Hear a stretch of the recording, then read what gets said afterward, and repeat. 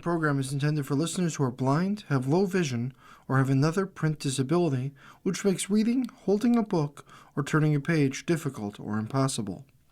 The content is copyrighted by the respective publishers. For more information, please visit us on the web at nfradioreading.org. Hello, this is Julian Wong, and for the next hour, I'll be reading from the Saturday/Sunday, January 31st to February 1st, 2026 issue of the Wall Street Journal Weekend Edition on the Niagara Frontier Radio Reading Service. Trump's Fed pick faces big hurdles. Whisper campaign by Wall Street insiders undermined Hassett's chances. Washington. When Kevin Warsh showed up at Mar-a-Lago to interview with Donald Trump, shortly after the president-elect's campaign victory in November of 2024, Trump expressed surprise that Warsh was being considered for Treasury Secretary. "You're my Fed chair," Trump told him. Warsh later recounted to an associate. For months, Warsh had been making similar comments to new acquaintances and longtime confidants alike. The job would eventually be his. It would take 14 months, a reality television-style public audition, a bitter behind-the-scenes campaign, and a criminal investigation of the sitting Fed chair before that prediction came true. On Friday morning, Trump announced he would nominate Warsh to succeed Jerome Powell as head chair of the Federal Reserve, capping one of the most public personnel contests of Trump's second term. But first, Warsh would have to overcome the other Kevin Hassett, the director of the National Economic Council. By late November 2025, Hassett, one of Trump's most trusted economic advisors, also thought he had the job wrapped up. The president had told the cabinet meeting he had narrowed his list to one. Interviews with other contenders were suddenly canceled. While Warsh vacationed in the Bahamas over the year-end holidays, Trump held court with Hassett in Mar-a-Lago. Everything pointed to Hassett. "I know who I'm going to pick," Trump told reporters. Asked if Hassett was the selection, Trump grinned but said little. Inside the White House, some officials had written off Warsh entirely. One senior administration official told the Wall Street Journal in early December that Warsh was finished, comparing him to a Venezuelan drug smuggler trying to cling to a boat after U.S. forces had fired on him. The problem, this official explained, was that Trump thought Warsh wanted the job too much. Another administration official compared him to a used car salesman. But Warsh had something Hassett didn't: an extensive network of CEOs, finance bigwigs, and creatures of the GOP establishment that he had cultivated over decades in Washington and on Wall Street. He relied on that network and to seize on underlying concerns that Hassett might be insufficiently independent to stay solidly in the conversation. At a conference in New York in December, J.P. Morgan Chase CEO Jamie Dimon said Warsh would make a great chair, according to people familiar with his remarks. Legendary investor Stanley Druckenmiller, Warsh's business partner, made clear to his allies on Wall Street that he wanted Warsh to be next in the job. Treasury Secretary Scott Bessent, who was running the Fed chair search, was also a protege of Druckenmiller. Warsh's father-in-law, Estee Lauder, heir Ronald Lauder, is a major Republican donor. Wall Street insiders began calling administration officials to make the case for Warsh, with the explicit goal of edging Hassett out of contention, according to people familiar with the outrage. The campaign focused on the argument that Hassett was too close to Trump to have credibility with bond markets as an independent Fed chair. The gambit unnerved some Trump allies who favored both men. Some administration officials helped erode Hassett's candidacy by voicing concern about his credentials on Wall Street. Adding to the doubts, Hassett had indicated he was open to serving for less than a full 4-year term, which some people inside and outside the administration seized on to question how badly he wanted the job. For his part, Hassett had long stated publicly that his current position was his dream job, and that he was happy to serve Trump however the president wanted. Warsh secured a meeting with Trump on December 10th, hours after the Fed approved a quarter-point rate cut, and he told the president exactly what he wanted to hear. The president had long regretted choosing Powell as Fed chair in his first term, and people close to him said he was fixated on finding a successor who would take a less rigid approach to dealing with the White House. Trump asked Warsh whether he could trust him to support interest rate cuts if he were chosen to lead the central bank, according to people familiar with the matter. Warsh indicated to the president that he would support lowering rates. I asked him what he thinks. He thinks you have to lower interest rates, Trump said in a December interview with the Journal when asked whether he pressed Warsh to commit to lowering rates. The interview marked a turning point, with Trump suggesting Warsh was the new favorite. Trump told associates over the holidays that he had been struck by Warsh's acumen and good looks. It was a change from 2017, when Trump told aides that Warsh looked too young and instead picked the silver-haired Powell, who is 17 years older. The Whisper campaign was a slow burn, but it was about to get an accelerant.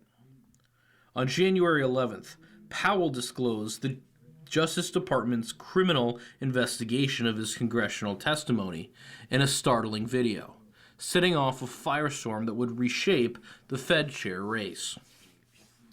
The probe prompted bipartisan backlash.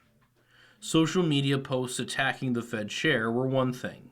The use of the legal system to target the central bank was a bridge too far, even for many Republicans.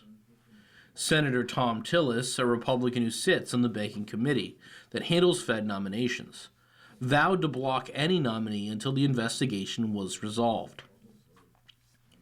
Hassett bore the brunt of that fallout. He had spent months on television attacking Powell and trumpeting the administration's pressure campaign against the Fed.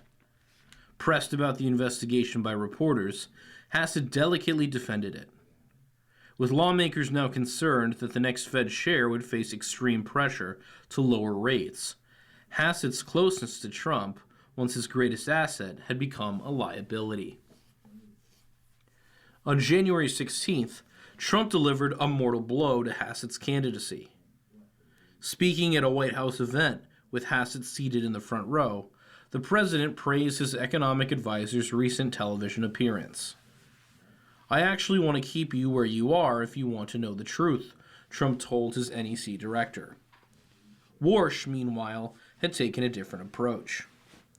He gave a handful of speeches laying out his vision for the Fed last spring, and then appeared on television through the summer and early fall before stepping back from public view.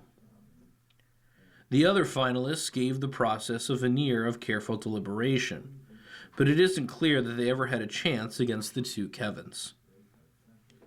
Federal Governor Christopher Waller's candidacy depended on wowing Trump during an in-person interview, something he had done in 2019 when he secured his nomination to the Fed's board. But this time, the meeting didn't go as well, according to people familiar with the matter. It lasted just 30 minutes, shorter than Warsh's or BlackRock executive Rick Ryder's, and Trump was 2.5 hours late, having come from a dignified transfer ceremony of American soldiers killed in Syria. The president hosted Waller at the White House residence after having changed out of his tie and suit jacket. Ryder came out of his interview with the president unsure where he stood, people familiar with the matter said. The conversation lasted over an hour, during which Ryder pitched Trump on a 3-4-5 plan for interest rates, targeting a 3% Fed funds rate, a 4% rate for the 10-year Treasury, and a mid-5% rate on 30-year mortgages. Rioters passed political donations to Democrats and Republican rivals, such as Nikki Haley, were a black mark among some White House officials. Bissent began curating a formal search process last summer, after the president started telling others of his desire to announce a Fed chair as soon as possible. Bissent invited 11 candidates to interview with him before narrowing down a short list for consideration by Trump. The process appears to have accomplished several objectives for Bissent. It created a mechanism to slow things down. A premature selection could have put the chair designate in an unenviable position, forced to either amplify the administration's frustration with the Fed and risk his credibility, or defend the Fed's decisions and risk losing Trump's confidence. But for all its strategic utility, the process also served a more personal purpose for Bissent: insulation. He had watched what happened to his predecessor. In 2017, Treasury Secretary Stephen Mnuchin recommended Powell over Warsh for Fed chair. Trump took his advice and spent years attacking Mnuchin for it after he soured on Powell. The president still blames Mnuchin for the recommendation. Warsh, if confirmed, to inherit a central bank divided over a future path on rates. Washington. President Trump said Friday he would nominate Kevin Warsh to be the next chairman of the Federal Reserve, choosing a former Fed official who has aligned himself with the president's criticism of the central bank.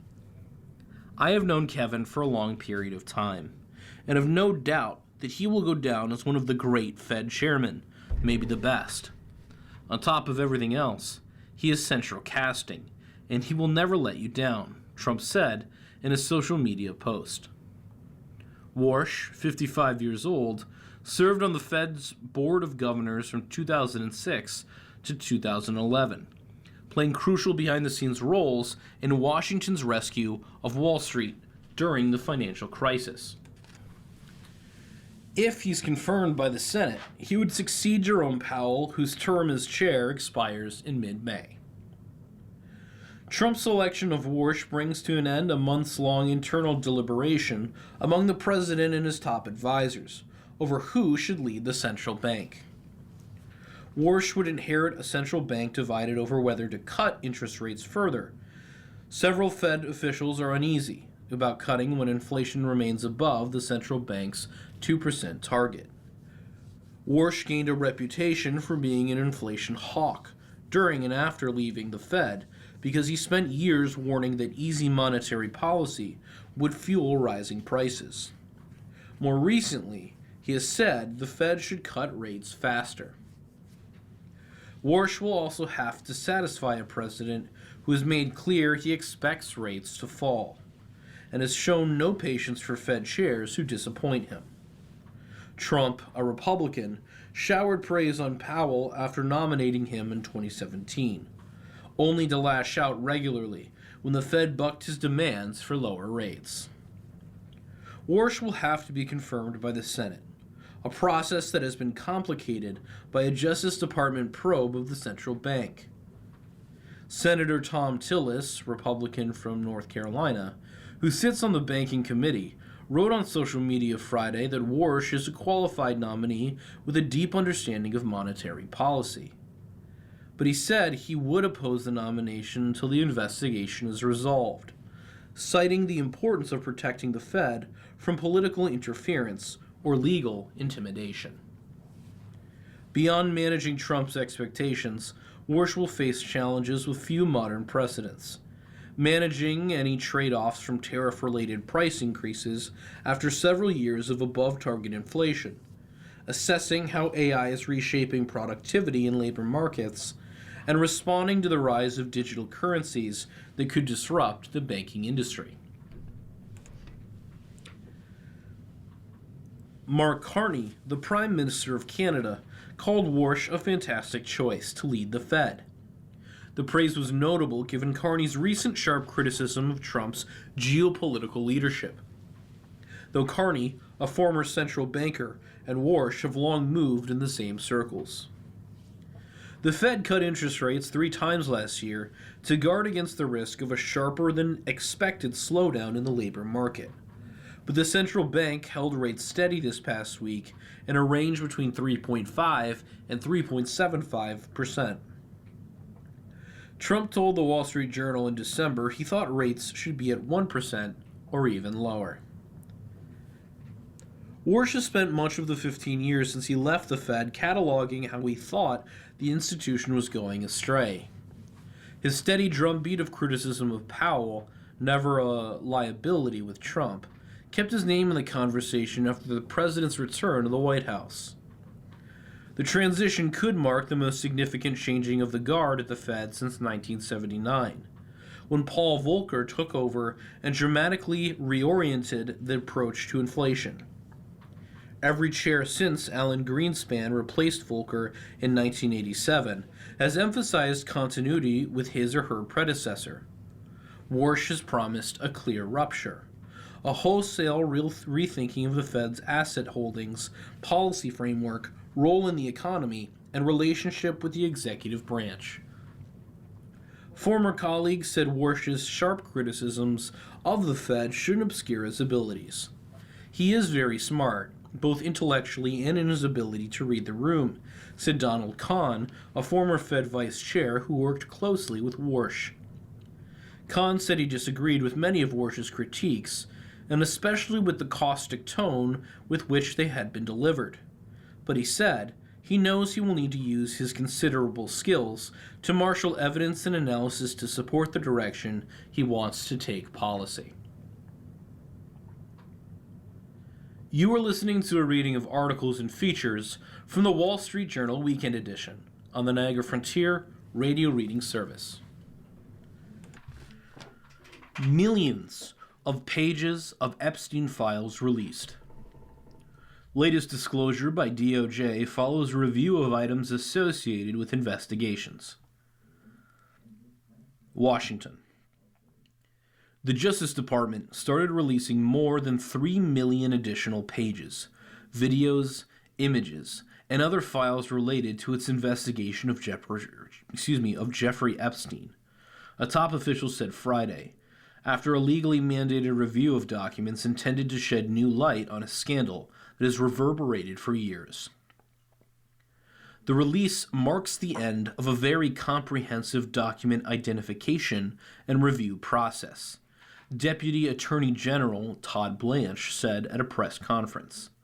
The latest round of releases, which began Friday, included 3 million pages, more than 2,000 videos, and 180,000 images, he said. That brings the total number of pages the department has produced related to Epstein, the convicted sex offender, to 3.5 million, he said. Justice Department lawyers made swaths of redactions to the materials with an eye toward protecting victims' identities, Blanche said, blacking out women depicted in images and videos aside from Epstein's longtime associate, Ghislaine Maxwell. Epstein was once a wealthy, well-connected figure who socialized with powerful individuals in political, corporate, and academic circles.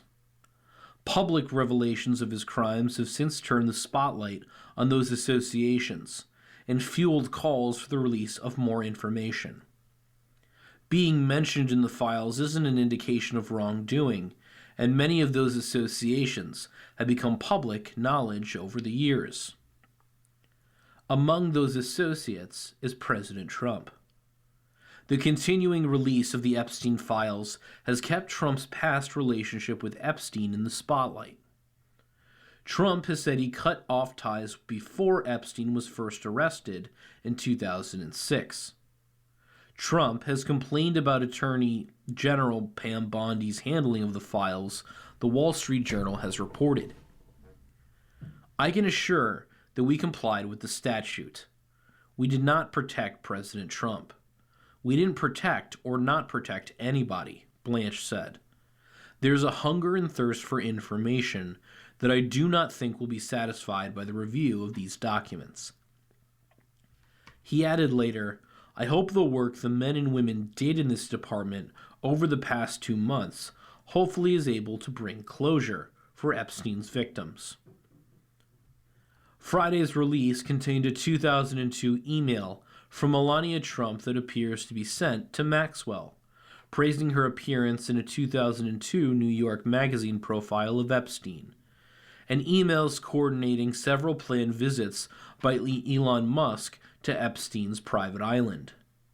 The visits all appear to have been canceled, the emails show.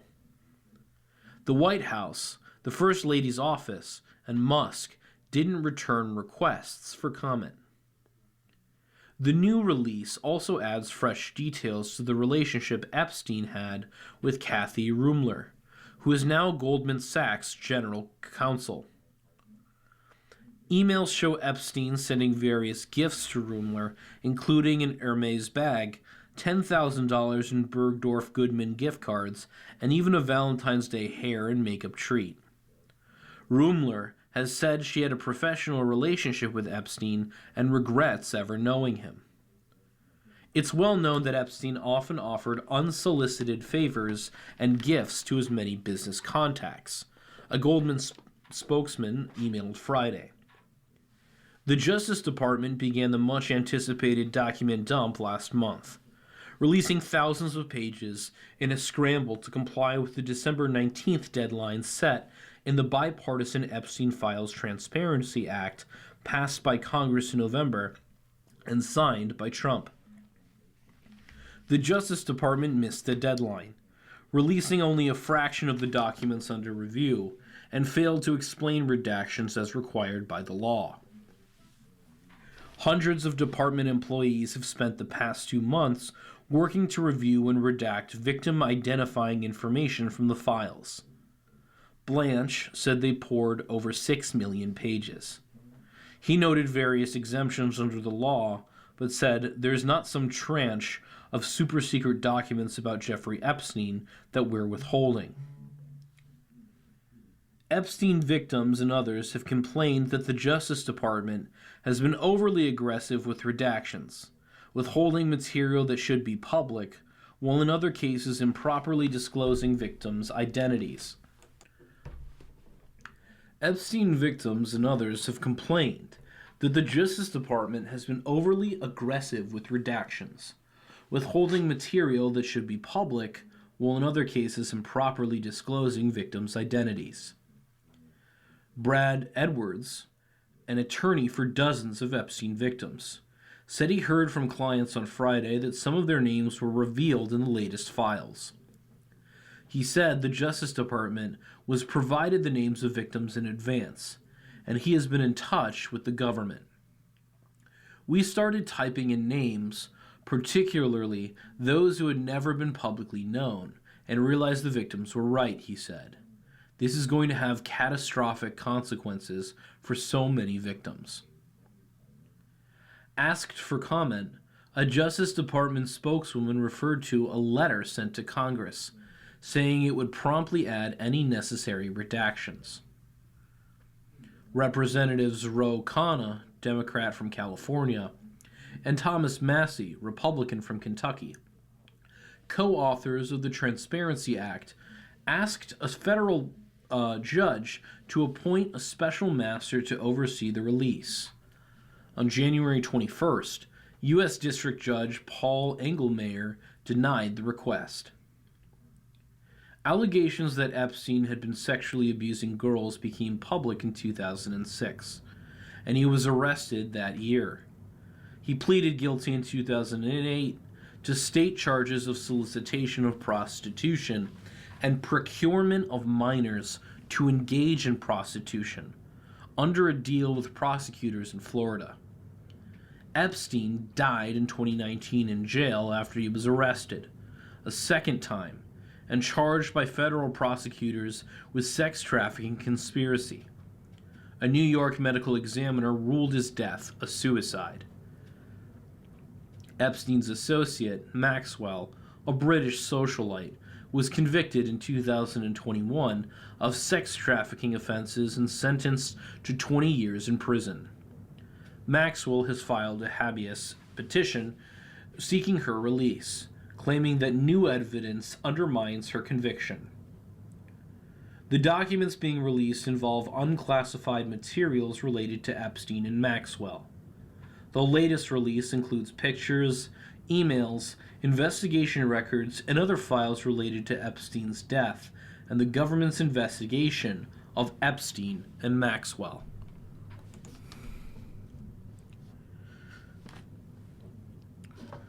For poor kids, upward mobility can be imported. Over the past dozen years, Raj Chetty's research has shown that where a child grows up can have a profound effect on his entire life.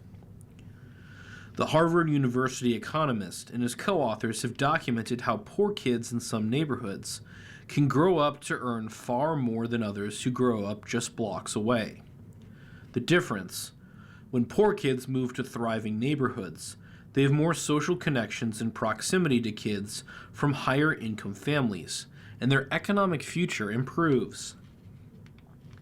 That prompted a question: can we bring opportunity to people where they currently live rather than simply moving people to opportunity?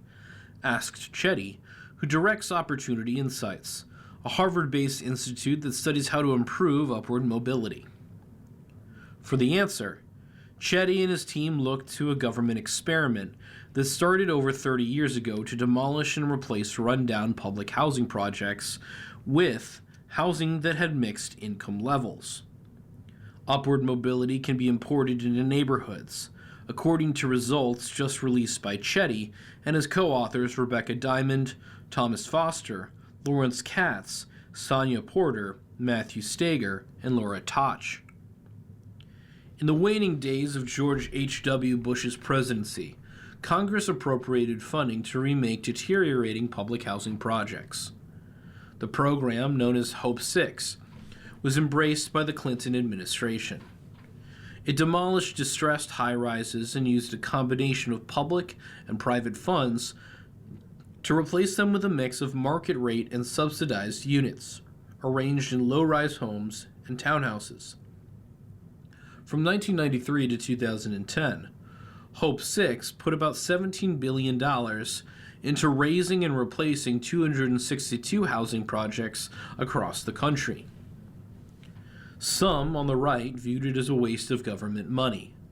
The left criticized the program for forcing people out of their homes during construction. Hope 6 closed during the Obama administration. Overall incomes rose in the new housing as higher-earning families moved alongside poor families who received subsidies to live there. That wasn't proof that the program had helped poor people. Indeed, when the economists closely examined anonymized housing records linked to tax and census data, they found that poor adults living in subsidized Hope 6 housing weren't earning any more. The economists then turned to what Hope 6 did for kids. Here we see a very different story, said Steger, one of the researchers. Steger himself lived in a Hope 6 neighborhood as a graduate student without realizing it. At age 30, those who had lived in Hope 6 housing earned 16% more than those who had lived in traditional housing projects. The Hope 6 kids were 17% more likely to attend college. Boys were 20% less likely to be incarcerated as adults. The economists found that the gains were uneven. When the area surrounding a project was also deeply disadvantaged, replacing it with Hope 6 housing didn't tend to improve kids' economic outcomes. That suggests it wasn't better living spaces that helped kids so much as a better connection to a thriving community. Susan Popkin, a fellow at the Urban Institute who has spent decades studying Hope 6, isn't sure it was an economically beneficial to poor kids as the new research suggests. The families who were able to get a spot in the new housing wanted to be there, and they usually had to go through a screening process to get a spot, she said. As a result, She worries that there are differences between the families who moved into Hope 6 housing and the families the research compares them with that the economists couldn't completely control for. One thing the research did to address such concerns was to look at siblings who moved into Hope 6 housing. They found that younger kids, who spent more of their childhoods in the new housing, tended to do better as adults than older brothers and sisters. The economists argue that this shows it was Hope 6 that made that difference, rather than something about the families who got into the housing. You're listening to a reading of articles and features from the Wall Street Journal Weekend Edition on the Niagara Frontier Radio Reading Service.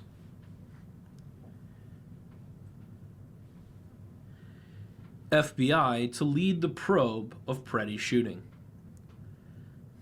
Washington. The FBI is leading an investigation into whether federal agents who fatally shot Alex Preddy in Minneapolis violated his civil rights, a top Justice Department official said, expanding what had been a more limited probe after public outcry. We're looking at everything that would shed light on that day, Deputy Attorney General Todd Blanche said, in response to questions at an unrelated press conference about the release of more Jeffrey Epstein files. Trump administration officials had initially described the investigation into the January 24th killing of Preddy, a 37-year-old intensive care nurse, as a narrow use of force review led by the Department of Homeland Security, where the two Border Patrol agents involved are employed. They have been put on administrative leave. That original approach was a departure from past practice and prompted bipartisan calls for a thorough and impartial probe into how the shooting unfolded. Now, federal investigators, including lawyers from the Justice Department's Civil Rights Division, will participate in the probe, as is common after almost every high-profile killing by a law enforcement officer. They will study video footage, talk to witnesses, and consider other evidence, Blanche said. Homeland Security Investigations, which had been leading the probe, is now in a supporting role, officials said. Preddy's was the second killing of a U.S. citizen by federal immigration authorities in the city. Blanche stopped short of saying whether the FBI and Justice Department would similarly investigate the earlier killing of Renee Good, 37, who was shot by an officer with Immigration and Customs Enforcement. Don Lemon arrested over church protest in Minnesota. Former CNN anchor Don Lemon was arrested by federal agents in Los Angeles late Thursday, his lawyer said, a week after a magistrate judge declined to sign off on a complaint charging him over his involvement in an anti-immigration enforcement protest that disrupted a church service in Minnesota. Lemon, who now works independently, was covering the Grammy Awards when federal agents took him into custody, his lawyer Ab Lowell said, calling the arrest an unprecedented attack on the First Amendment and transparent attempt to distract attention from the many crises facing this administration. Don will fight these charges vigorously and thoroughly in court, Lowell said. On social media Friday, Attorney General Pam Bondi said Lemon and 3 others had been arrested at her direction in connection with the coordinated attack on City's Church in St. Paul, Minnesota. An indictment was filed Thursday under seal against Lemon and others in Minnesota federal court, court records show. Independent journalist Georgia Fort was also arrested Friday in connection with her news reporting on the demonstration, her attorney Leda Walker said. Agents are at my door right now, Fort said in the video documenting her arrest on Friday. We are supposed to have our constitutional right of the freedom to film, to be a member of the press. I don't feel like I have my First Amendment right as a member of the press. The arrests came amid pressure from President Trump to prosecute protesters who have clashed with federal agents. Lemon was present when a group of demonstrators interrupted a Sunday service at City's Church in St. Paul, targeting a pastor who they said also works for Immigration and Customs Enforcement. Protesters that day shouted "ICE out," and chants calling for justice for Renee Good, the 37-year-old woman who was fatally shot by an ICE agent this month in Minneapolis. Lemon said he was in attendance as an independent journalist, not a participant. "I'm just here photographing. I am not part of the group. I am a journalist," he said, in a video documenting the encounter. Fort's attorney also said she was present at the church demonstration, solely in a journalistic capacity. Fort, an Emmy Award-winning independent journalist and vice president of the Minnesota chapter of the National Association of Black Journalists, was due in court Friday afternoon and will be defending herself from these charges, her lawyer said. Bondi was enraged by the magistrate's earlier decision not to sign off on the complaint charging Lemon. Lemon was among 8 people the Justice Department initially sought to charge over the church episode, citing a federal law that protects people accessing houses of worship. The magistrate judge had authorized arrest warrants for 3 people, but rejected the evidence against Lemon and others as insufficient. The Justice Department quickly petitioned a federal appeals court to force the approval of the additional arrest warrants, but was rejected. Justice Department leaders have pledged to prosecute protesters they claim have crossed the line from First Amendment protected free speech to impeding law enforcement or violating others' rights. Amid continuing tensions in the Minneapolis area, they called out Lemon, a longtime antagonist of Trump, and argued his role as a journalist shouldn't protect him from prosecution. On a podcast after the church demonstration, Assistant Attorney General Harmeet Dillon said Lemon went into the facility and then he began, quote-unquote, committing journalism, as if that's some sort of shield from being an embedded part of a criminal conspiracy. "It isn't," added Dillon, the head of the Justice Department's Civil Rights Division. Lemon's arrest drew condemnation from Democratic lawmakers and press freedom advocates, with Senate Minority Leader Chuck Schumer, Democrat from New York, saying the Trump administration was behaving no differently from the police states and authoritarian regimes across history. They've arrested a journalist for the crime of doing his job. U.S. Watch. Mangione won't face death penalty. A judge ruled Friday that federal prosecutors can't seek the death penalty for Luigi Mangione, who is charged with gunning down a United Healthcare executive in Midtown Manhattan. U.S. District Judge Margaret Garnett threw out a charge that was the basis for the Justice Department to seek a death sentence against Mangione. Garnett said the killing of Brian Thompson outside a hotel in December of 2024 was clearly a crime of violence, but she said murder charges can rarely be brought under federal law, and only under very specific circumstances that prosecutors hadn't met in the Mangione case. Garnett said in court that the government could appeal her ruling before trial. Prosecutors didn't say whether they intended to do so. Mangione still faces 2 federal stalking charges, which carry a maximum sentence of life in prison without parole. Mangione also faces murder and weapon charges in New York State Court, but those don't carry the possibility of a death sentence. U.S. weighs next steps toward Iran.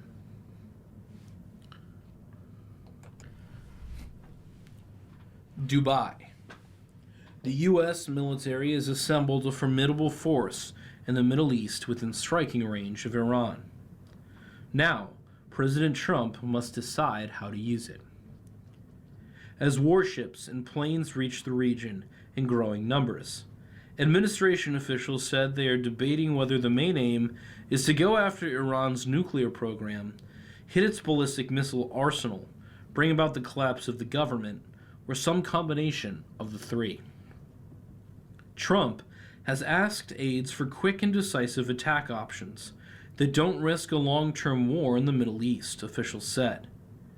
The ideal option would be one that hits the regime hard enough that it has no choice but to accede to U.S. nuclear demands and lay off dissidents, they said. There have been discussions about a punishing bombing campaign that could topple Iran's government, the officials said. Trump and his team have also weighed leveraging the threat of military force to extract diplomatic concessions from Iran. What Trump decides will determine the shape of any military action. The kind of things you'd want to do and the force packages you would need are very different, said retired Vice Admiral Robert Murrett, a former Navy intelligence officer. A senior administration official said that while Trump has consistently said Iran can't have a nuclear weapon, he is being purposefully ambiguous to keep his strategic objectives and military thinking secret. Speaking about the ships converging on the Middle East, Trump said Friday in the Oval Office that they have to float someplace. They might as well float near Iran. Foreign Minister Abbas Araghchi of Iran said Friday that Tehran was open to nuclear discussions, but that the United States needed to stop issuing military threats. Trump, a Republican, in his second term has ordered attacks in Yemen, Iran, Venezuela, Syria, Somalia, and Nigeria, often without an Oval Office speech explaining his actions or seeking congressional authorization. A January raid on Caracas was aimed at seizing President Nicolas Maduro of Venezuela to stand trial. The airstrikes and missile attack on Iran last June targeted key nuclear sites with powerful bombs designed for penetrating such hardened targets. Air Force General Dan Kane, chairman of the Joint Chiefs, and Trump's other military advisors have helped the White House achieve notable tactical successes, often by using surprise operations developed over months that sought to avoid quagmires. In Iran, the president is facing an opponent that, though considerably weaker militarily than it was only a few years ago, remains capable of withstanding a major U.S. attack and of retaliating with missile and drone strikes on U.S. bases, warships, and allies in the region, including Israel. There is no shock and awe solution to the Iranian question, said Danny Citrinowicz, a fellow at the Tel Aviv-based Institute for National Security Studies, alluding to the U.S. bombing campaign before the 2003 invasion of Iraq. Anyone promising otherwise is probably mistaken. Trump's path toward new military confrontation with Tehran began when he vowed in January to come to the aid of anti-government protesters demonstrating in Tehran and other cities. At the time, there weren't enough U.S. forces to the region to launch a sustained bombing campaign and defend U.S. bases and Middle East allies from Iran's certain retaliation. Faced with bad options, Trump abruptly decided against military action. Now, he has more forces at his disposal. We have a lot of very big, very powerful ships sailing to Iran right now. And it would be great if we didn't have to use them, he said Thursday, adding that he had communicated his demands to Tehran. I told them two things. Number one, no nuclear. And number two, stop killing protesters, the president said. Trump has received briefings on possible attack options developed in tandem by the White House and Pentagon. Among them is the so-called Big Plan, which would see the United States strike facilities of the regime and Islamic Revolutionary Guard Corps in a large-scale bombing campaign, the officials said. More limited options include strikes on symbolic regime targets, allowing space for attacks to ramp up if Iran, which denies seeking a nuclear weapon, doesn't agree to a deal to Trump's liking. An operation targeting Supreme Leader Ayatollah Ali Khamenei, like the one Trump ordered in January to capture Maduro using special forces teams, would be far more difficult in Iran, which is extra vigilant about protecting its leadership and where the capital is far inland. Even if Khamenei is ousted, no one can say for sure whether the government that follows would be any more friendly, officials said. A senior IRGC member would likely assume control, some officials assess, which could preserve or even deepen the regime's hardline approach. Addressing a Senate committee Wednesday, U.S. Secretary of State Marco Rubio said it is an open question what would happen if Khamenei were removed and the regime fell. I don't think anyone can give you a simple answer as to what happens next in Iran, Rubio said. Even if you defeat the regime really quickly, the day after matters, said Walid Nasser, an Iran expert and former U.S. official now at Johns Hopkins University. Administration officials are using the threat of an attack to pressure Tehran to agree to talks on restricting its nuclear program, as well as limitations on its ballistic missiles and assistance to regional proxies. The White House is wary about getting drawn into unproductive negotiations. If the president orders an attack instead, analysts said, none of the goals he has outlined is achievable through a swift round of airstrikes or missile attacks of the sort that the Pentagon appears to be readying. He likes the application of military violence when it is quick, cheap, and decisive, said Justin Logan, Director of Defense and Foreign Policy Studies at the Cato Institute in Washington. The problem is you can't do things quickly and cheaply and get decisive results. You are listening to a reading of articles and features from the Wall Street Journal Weekend Edition on the Niagara Frontier Radio Reading Service. Opinion: My Tariffs Have Brought America Back by Donald J. Trump. When I imposed historic tariffs on nearly all foreign countries last April, the critics said my policies would cause a global economic meltdown.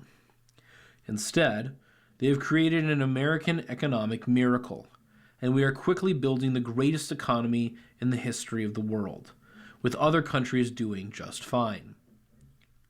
Countless so-called experts, including those featured frequently in the Wall Street Journal, predicted confidently that the Trump tariffs would crash stock markets, crush economic growth, cause massive inflation, destroy American exports, and trigger a worldwide recession.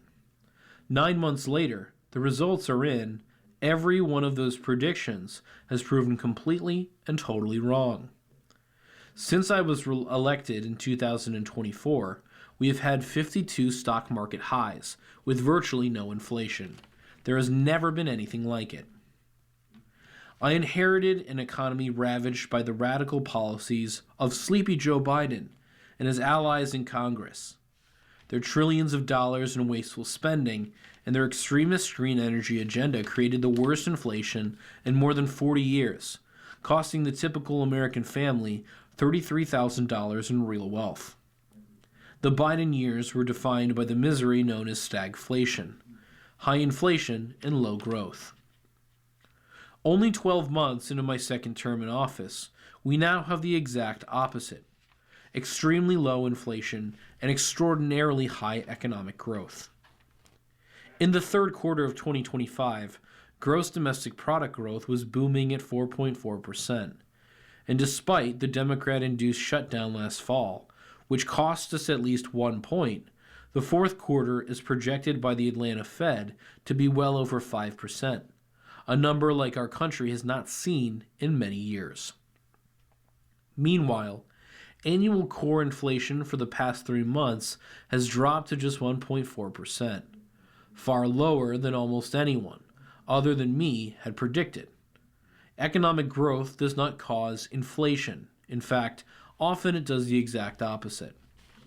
Real incomes for the typical worker rose 1,000, 2,000, or even more last year, increasing much faster than consumer prices. Wages far outpaced inflation. Since Liberation Day, the stock market has skyrocketed, with the strong possibility that we will soon break 50,000 on the Dow Jones Industrial Average, something which everyone thought was impossible, at least in 1 year. Joe Biden handed me a catastrophically high budget deficit and the highest trade deficit in world history. With the help of tariffs, we have cut that federal budget deficit by a staggering 27% in a single year. And even more incredibly, we have slashed our monthly trade deficit by an astonishing 77%, all with virtually no inflation, which everyone said could not be done. American exports are up by $150 billion. Domestic steel production is up by more than 300,000 tons a month. Factory construction is up by 42% since 2022. China's share of U.S. imports has reached the lowest level since China entered the World Trade Organization in 2001, and hundreds of billions of dollars more are pouring into the United States. I sincerely hope the Supreme Court is watching these numbers, because our country has never seen anything like them. Just over 1 year ago, we were a dead country. Now, we are the hottest country anywhere in the world. The entire Trump economic agenda deserves credit for this explosion of growth and good news, including our record tax cuts, unprecedented regulation cuts, pro-American energy policies, and much more. But without question, the credit for this economic success must go to what the journal itself described as the largest economic policy shock in more than 50 years, my tariffs. We have proven decisively that properly applied tariffs do not hurt growth. They promote growth and greatness, just as I said all along. The journal has charged repeatedly that tariffs are nothing but a tax on American consumers, which has proved to be totally false. Experience since Liberation Day has proved that this analysis is not only far too simplistic, it is absolutely wrong. The data shows that the burden or incidence of the tariffs has fallen overwhelmingly on foreign producers and middlemen, including large corporations that are not from the United States. According to a recent study by the Harvard Business School, these groups are paying at least 80% of tariff costs. In many cases, nations that are heavily dependent on exports have had no choice but to eat the tariffs to avoid even worse losses from their excessive capacity. So, while the average U.S. tariff rate on foreign products has increased by more than 5 times, inflation has fallen dramatically. At the same time, I have successfully wielded the tariff tool to secure colossal investments in America, like no other country has ever seen before. By his own accounting, in 4 years, Joe Biden got less than $1 trillion of new investment in the United States. In less than 1 year, we have secured commitments for more than $18 trillion, a number that is unfathomable to many. The world's largest auto companies are now investing over $70 billion in America. Taiwan's semiconductor manufacturing company, Micron, Nvidia, Apple, and others are investing billions of dollars to build cutting-edge semiconductors and chips in the United States. The world's largest pharmaceutical companies are investing some $500 billion to reshore production of critical medications. My most favored nation agreements to lower drug prices by up to 90% could not have happened without the threat of tariffs. The global retaliation against American products that so many pundits predicted last April never materialized. Just the opposite. Since Liberation Day, I have made historic trade deals with China, the United Kingdom, the European Union, Japan, South Korea, Vietnam, Indonesia, the Philippines, Malaysia, and others covering a majority of all U.S. trade. These deals have reduced barriers to the U.S. exports and caused stock markets to boom not only in America, but in virtually every country that has come to the table to make a deal. More important, the agreements are forging more sustainable relationships with many of our allies and partners, expanding our military alliances into the realm of economic security for the first time. As a key part of the agreement we negotiated with South Korea as a result of my tariffs, Korean companies are investing $150 billion to revive the domestic shipbuilding industry in the United States. Japan will help us construct one of the largest natural gas pipelines in the world, in Alaska, to export American energy to our allies in Asia. Europe has likewise agreed to buy $750 billion of U.S. energy to reduce their dependence on foreign adversaries. Countries all over the world have agreed to purchase hundreds of state-of-the-art aircraft and airplane engines from U.S. factories, creating thousands of jobs and strengthening our defense industrial base. Other countries are opening their markets to tens of billions of dollars in American agricultural exports, and still more have become leading customers and investors in the American artificial intelligence ecosystem, helping us solidify our dominant position as the world's AI superpower. We are substantially leading every other country. Since Liberation Day, we have also signed agreements worth billions of dollars in foreign military sales. Given all of this, it is simply undeniable that my tariffs have strengthened our national security immeasurably. Nowhere has this been clearer than when it comes to our historic achievements in making peace. In 9 months, I settled 8 raging conflicts, wars, and tariffs deserve much of the credit, including helping settle the extremely dangerous and deadly conflict between India and Pakistan. It was the tariff that made America strong and powerful in generations past, and it is tariffs that are making our country stronger, safer, and richer than ever before. Given the results of the past year and the spectacular economic numbers coming out every single day, perhaps it is time for the tariff skeptics at the Journal to consider putting on one of my favorite red hats, the one that reads, "Trump was right about everything." Mr. Trump is President of the United States. You've been listening to a reading of articles and features from the Saturday/Sunday, January 31st to February 1st, 2026 issue of the Wall Street Journal Weekend Edition. We read from the Wall Street Journal Weekend Edition every Monday at 7 a.m. Your reader has been Julian Wong. Thank you for listening. You're listening to the Niagara Frontier Radio Reading Service. Volunteer radio readers broadcast daily readings 24 hours a day of newspapers, magazines, books, and other printed matter to area people who are blind or have a print disability, who are provided reading radios.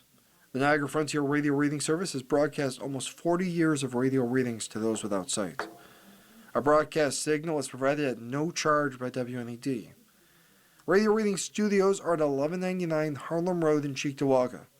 For more information on the Niagara Frontier Radio Reading Service, call 716-821-5555.